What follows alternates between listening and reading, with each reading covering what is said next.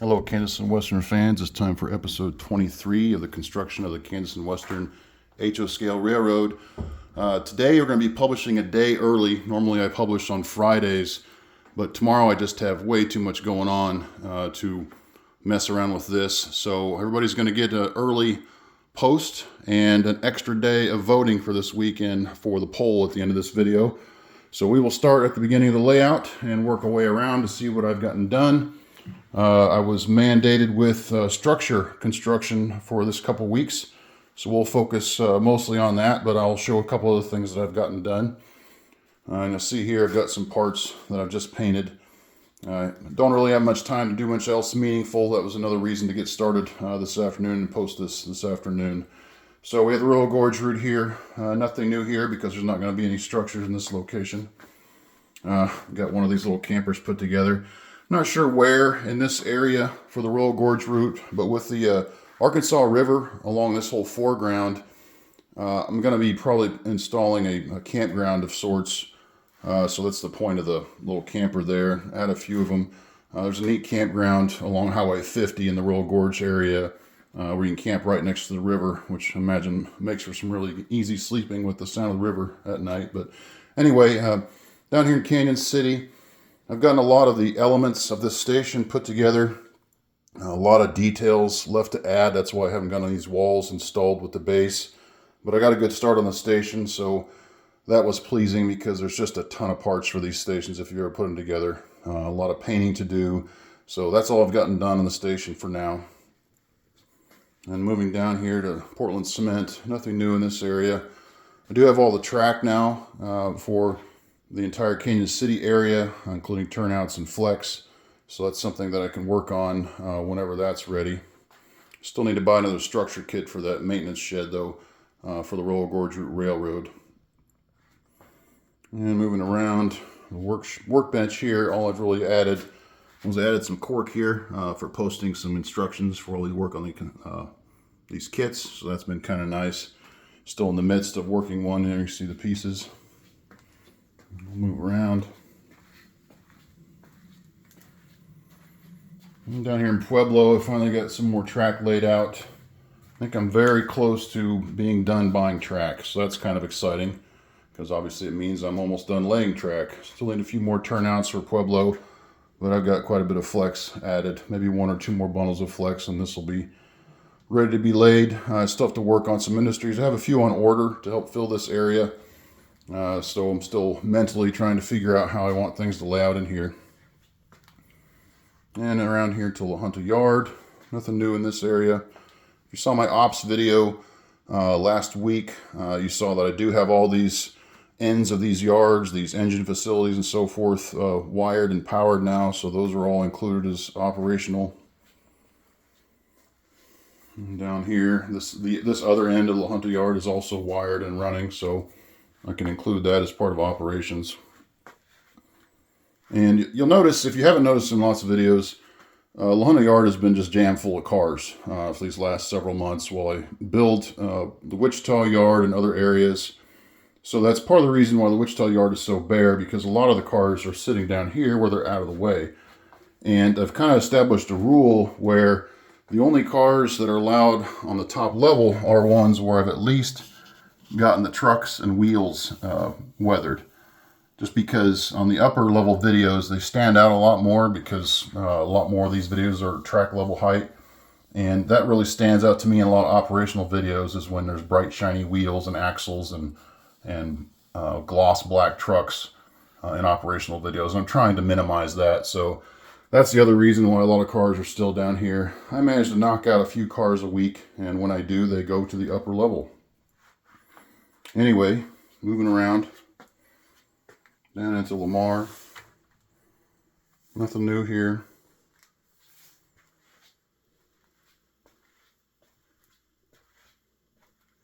And around to Holly. And you can see the cars I've had down here for a long time are starting to thin out, as I said, to get those trucks and wheels weathered. So I'm starting to clear Holly out. Normally there won't be a whole lot of cars in Holly, because this is kind of a seasonal little mini yard that really just services this grain elevator. So the only reason there'd be cars here out of season would be just to store overflow from maybe Lamar. So otherwise, there won't be a lot of cars here. And then the far track where those two rail box cars are, that's mostly going to be overgrown. There may not ever be cars there, but I wanted to lay that extra track there. And then this lead around where those grain cars are curved around, that'll be highly overgrown as well. It might still be usable, but a lot of weeds and such will be there. So I look forward to attempting that. Now moving up to the Holcomb power plant, I did get it quite a bit done here. As you can see, I got the main structure for the power plant done. And granted, I don't have a lot of details added. I'm still just trying to work on the primary structures for all these kits so I can get an idea of how they're going to fit in the scene. You can see I also added another level of helix subroadbed, and that's to maintain this height requirement for trains passing on this track. It's to make sure that I don't get overzealous when I'm building scenery and then build it to where it contacts trains trying to move through on this track. So that's the point of this. I don't have the subroadbed attached yet because I'm not 100% sure I'm actually going to need the plywood there. More just these risers to maintain that height requirement. So we'll see how that develops. But I also wanted to get this done to have a better understanding of how this structure is going to interact with this whole area up here. I wasn't sure if I was going to be able to initially place that structure on top of this. I think the height difference is going to be too crazy from the power plant itself down to the track. So I think I'm going to try to keep it on the same level as the track subroadbed.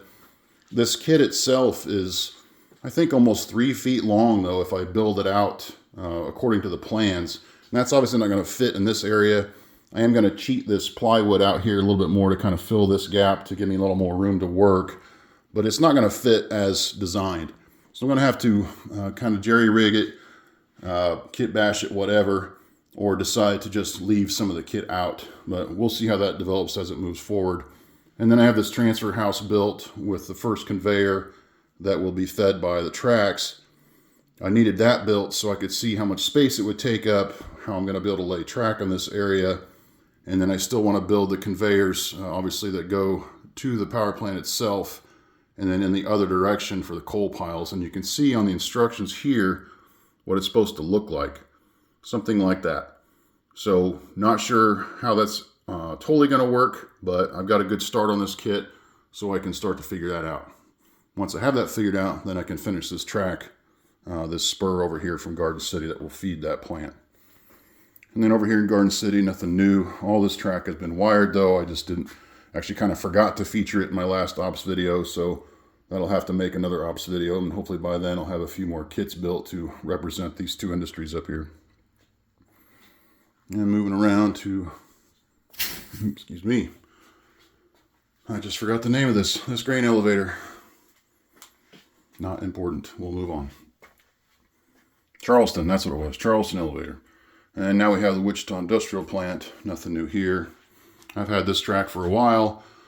Still waiting on orders from the community to lay more track. So we'll see how that goes. But I'm ready to lay track in this area. Still need to figure out kits and whatnot, but they're going to be based around the track instead of the track based around them. And as we move into the Wichita Yard, got all these tracks wired. Also forgot to feature those in the last operations video. Those operations videos take up a lot of time, both to shoot and to record. And sometimes there's not really enough time to do everything. And I don't want to make 30-minute long videos. So maybe next time. But this is all ready to go here. And then into the BNSF side of the Wichita Yard. When I have a little time, and someone asked this in my last video, I believe, why the ties are cut. And you can see the gaps here. And anybody who's messed with FlexTrack knows you have to remove the ties in order to have the rail joiners have room to fit at the ends of the rails without impacting the ties. Otherwise, you're going to have a little bump up there. So you cut the end ties off so that you can have a smooth connection with the rail joiners. And then what you do is you go back and re-add them later. And that's what I've started doing in areas like, let's see, where's that rail joiner? Right there. And if you do a really good job of it, you can't even tell where the joint is. Which if it focuses, maybe you can see. Let's try that one There it is. So the ties, you just kind of trim the spike details off the top, slide them under, glue them in place, and then once the track is all painted, the ties painted and some weathering added and then ballast added, you can't even tell where the rail joiners are or the gaps if you do a good job. So I've started adding those in places. It's a good time killer because it takes just a minute or two to trim those off and glue those down. There's another gap right there where it filled. So for that person, I hope they're watching. That's the point, and that's what the end result looks like. People that use sectional track or that track that comes with the ballast already attached don't have to mess with this step. But if you use flex track or custom made turnouts, whatever, I've never done those, so I'm not 100% sure on that. But definitely with the flex, that's why we remove the ties. All right, we'll move back to the other side of the Wichita Yard, the UP side. And if you saw the operations video, you saw that this whole area here with the car shop and the engine terminal facility, that's all been wired and operational. Still having fun getting used to figuring out how to best operate this area. I think in my ops video, I took that UP engine down there, ran it clear down to the end, all the way there to grab a track to get down to the switch lead here. When I realized later, I could have just driven this way to get to the end of the switch lead. So having fun figuring out how best to operate this yard. But it's been really fun. I've always wanted to have a big yard, and I'm glad I was able to make it happen. All right, moving around to Towanda. I did get a couple of these houses built. Still have to add glass, other details, so forth. And the roofs are just sitting in place because I probably will add lights inside. But now I have an idea for how much space those are going to take up. Sometimes just placing the foundation doesn't give you a good idea. But this area here is going to be the main drag through town, similar to that photo. So we'll have a couple crossing gates here, and I'm going to fill this triangular area with some more material so I can have a little bit more road space. And then still trying to determine if I'm going to be able to reproduce this scene, which is a memory from my childhood, where one of the streets through town parallels the tracks. And if you can see there, that's where the tracks were in proximity to that street. Just a little bit of hedgerow there separating the two, and then you have the street. So might reproduce that in this area here. Not sure if I'm going to be able to make that work. This corner here is not going to allow for too many structures. I might be able to add some more in the foreground. Not sure. Just going to have to probably buy a few more and build them and see what will make sense to fit. And then, of course, we'll be adding a few oil pumps in the area because Towanda is right on the edge of the big El Dorado Refinery oil field. Right to the east of town, all the way between there and El Dorado, lots of oil pump jacks. So we'll probably add 2 or 3 in this area. And then moving down to El Dorado, nothing new on that structure. And this yard was almost done by the last video, so I went ahead and finished it while you guys were voting that weekend. Just have to get it wired, but this will allow some switching opportunities to service the industries in this area, BG Products and Barsol Chemical. And then I still have to attach this switch lead for the refinery. I'm going to add a little bit more baseboard here in this area just to kind of fill in under that track so it's not hanging off into oblivion. And then I did manage to get a start on a very tiny piece of the refinery. Still have to add more details there, get it painted up. Probably going to go with an all silver paint scheme with the refinery, the actual El Dorado refinery. And I'll zoom in on this picture. Most of the towers are silver. Whether it's made out of aluminum, I don't know, but you can see that the base color is silver, so I'll probably do that. Not sure if the handrails will be a different color or not, but we'll worry about that later. And then moving around to Union Tank Farm. This is another area I worked on during that weekend while everybody was voting. Managed to get track laid right up to this gap where there needs to be a separation, so if I ever need to remove this section here in front of the window, I can just slide rail joiners out of the way and disconnect a couple screws and some wire, and that'll lift right out. So track laid up to this point. Got a little storage track / team track for engines that will serve the Union Tank Car Company. And I have a couple more of these small engine house kits from Pike Stuff.